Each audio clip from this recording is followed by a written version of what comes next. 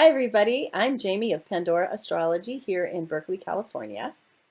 And I'm Julia Mikos, and I'm located in San Francisco. And today we're going to talk to you about the full and new moons of May 2020. We're going to combine these into a single video. So we have the full moon happening on May 7th. This is a moon in Scorpio opposite a sun in Taurus, and with it is Mercury hanging out there in Taurus. And also Neptune is helping to mediate the stress and tension of this moon by trining the moon and sextiling the sun and Mercury.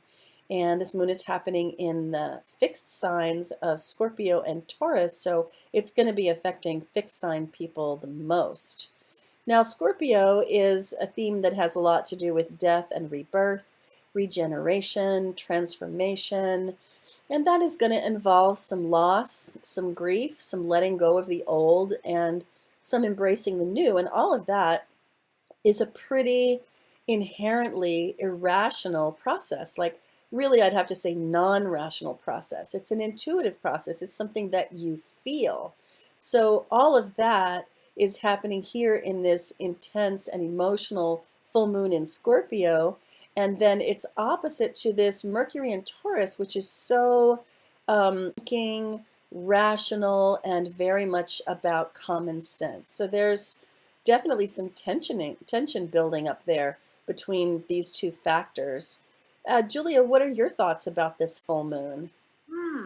Well, I think the biggest part of the tension here is you've got Moon and Mercury opposed one another. And if the Moon is sort of our more unconscious, sort of more non-rational, emotional, intuitive self, and Mercury is the part of us that's much more discerning, analytical, it's kind of like head versus heart a little bit. Like it might be a little bit challenging around this time to sort of make decisions either based upon emotions or based upon rationality. Yeah, and then balancing the two of them, right? Yeah, but Neptune is helpful, because it's like, the person who walks into the room during an argument and says, I agree with you, and I agree with you. Can we please get this together? So Neptune is in Pisces and brings in themes of imagination and also compassion, thus really supporting the moon's, very intense, passionate point of view, but also reaching out to encompass Mercury's and the sun's common sense point of view as well. What do you think, Julia?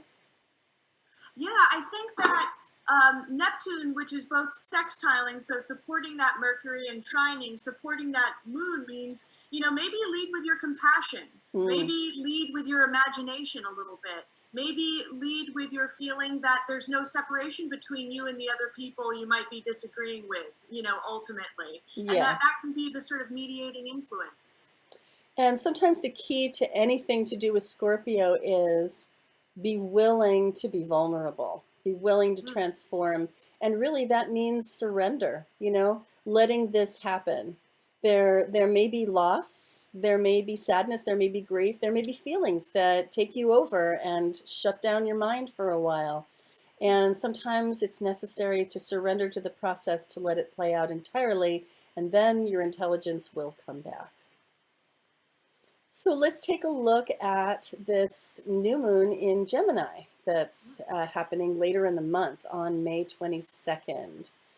I thought a great keyword for this would be, or sort of a key phrase, would be words are the seeds that grow into communities. Because this sun-moon combination, which is what a new moon is, it's when the sun and the moon conjunct each other, is happening with a big gathering of planets in the 11th house, and also it's trining Saturn in Aquarius, which speaks, I think, very much to the idea of community. Oh, yeah. So words, of course, communication and community, you put that together, it's like words are the seeds of the new beginnings. That, again, is a new moon theme, right? That you plant, and then they can grow into communities. And there's a beautiful grand trine happening here between Juno, which is a social leader, Saturn in Aquarius, which is about building and community and also innovation, and Pallas Athena, which is a goddess of civilization, of defending and protecting civilization and allowing wisdom to flower there. So this seems like a pretty nice moon.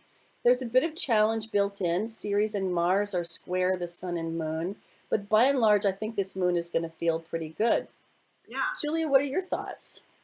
I think that this new moon is all about starting new cycles of socializing. You know, I think that this is very supportive for all of our relationships, the whole sort of web in which we're all interconnected with people. I wonder about that Ceres square to the moon and the sun, meaning maybe people are indulging a little bit too much in food. Yeah, comfort eating, perhaps. That into the mix too. Yeah, certainly. Being a bit impulsive.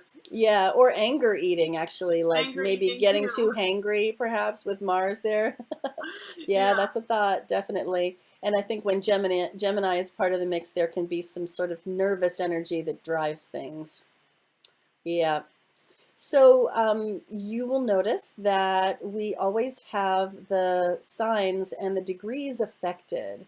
And this particular moon, because it's happening in 2 degrees of Gemini, very close to the beginning of Gemini, is going to affect you if you have anything in your chart in the early part of a mutable sign.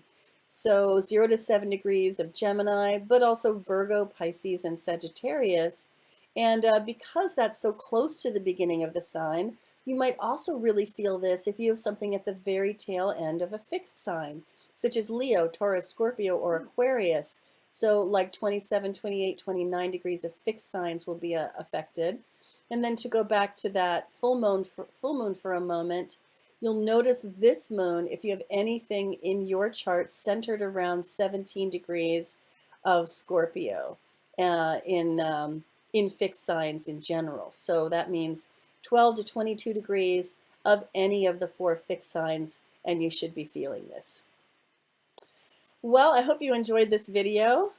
We tried to crunch a lot there into a small space, and we'll do the moons again next month, and you can always find good stuff like this on our website, on our forecast page, and don't forget to check your horoscope too. Your April horoscope has just come out on our YouTube channel, Pandora Astrology, and on our website on the horoscopes page. And we'll see you around the cosmos. Bye.